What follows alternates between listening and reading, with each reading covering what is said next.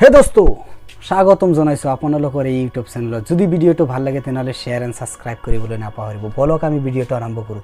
এনেকুৱা টাইপৰ যদি কোশ্চিন কম্পিটিটিভ এক্সামত আপোনালোকে দেখে তেনেহলে আপোনালোকে এইটো কেনেকৈ কৰিব লাগে মই হেটো আপোনালোকৰ ট্ৰিক্স শিকাই দি আছো। এইটো আপোনালোকে মনত কৰক। এইটো হ'ব লেফট হ্যান্ড সাইড আৰু ৰাইট হ্যান্ড সাইড আপোনালোকে এইটো মনত কৰিব। এই যেটো এটো আছে ভগ্নাংশ, এই ভগ্নাংশটো আপোনালোকে প্ৰথমে কি কৰিব প্ৰথমে এটো আপোনালোকে লিখি লব 4 4 3। আপোনালোকে এনেকৈ লিখাৰ পিছত আপুনি কি কৰিব এই 7 5 2 3 এটো আপোনালোকে ইয়াৰ ওপৰত লিখি লব প্লাস 7 প্লাস 5 প্লাস 2 প্লাস 3। এইখিনি লিখাৰ পিছত আপোনালোকে কি কৰিব এই ভগ্নাংশৰ ওপৰত কোনখিনি আছে আপোনালোকে এইখিনি তলত লিখি লব। কি আছে 5 7 1। এইখিনি লিখাৰ পিছত আপোনালোকে কি কৰিব তিনিডাল আষ্টানি দিব। আষ্টানি দিয়াৰ পিছত আপুনি কি কৰিব এইটো আপোনালোকে ফাৰ্স্ট স্টেপ আপোনালোকে এটা কাম কৰক। আপোনালোকে 3 * 7 কৰি দিয়ক।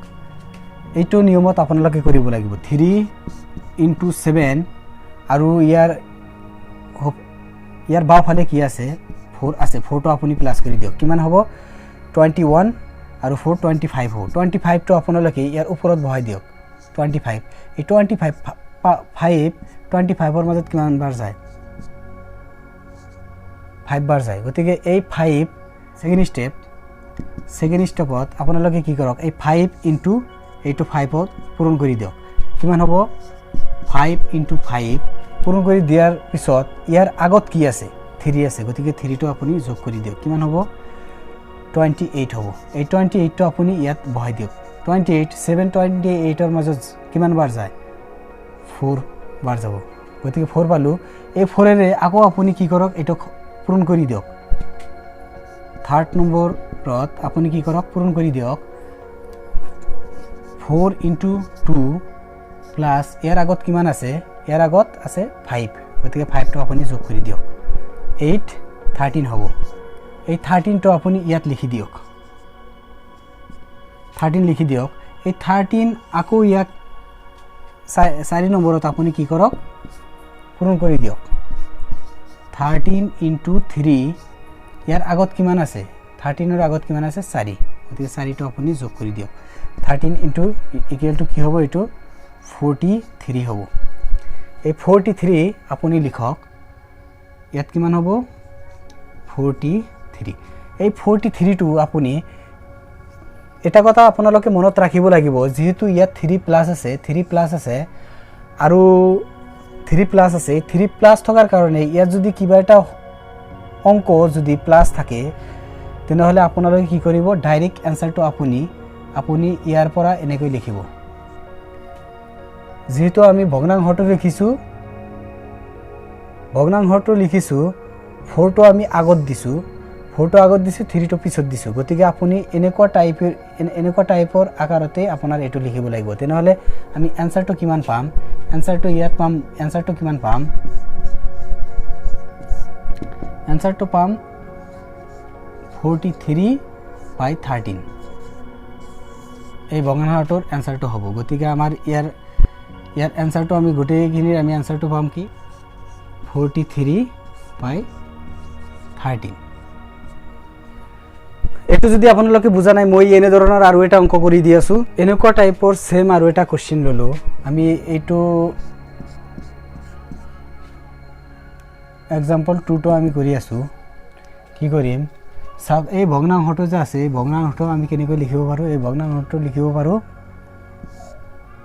9 2।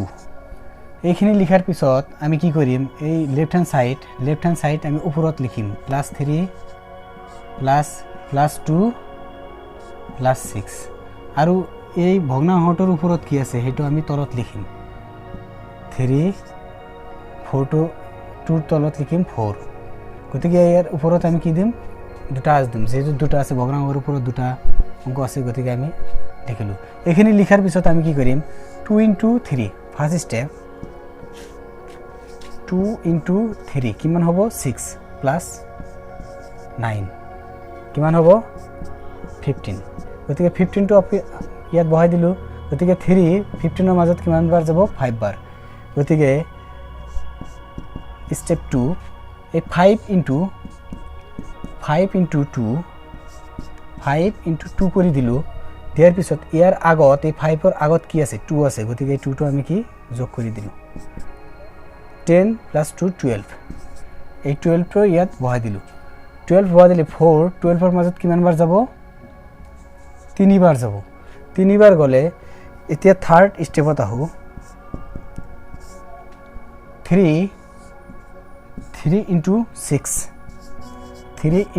6 ইয়াৰ আগত কিমান আছে 5 আছে ইয়াৰ আগত কিমান আছে 5 আছে গতিকে 5টো প্লাছ হ'ব গতিকে কিমান হ'ব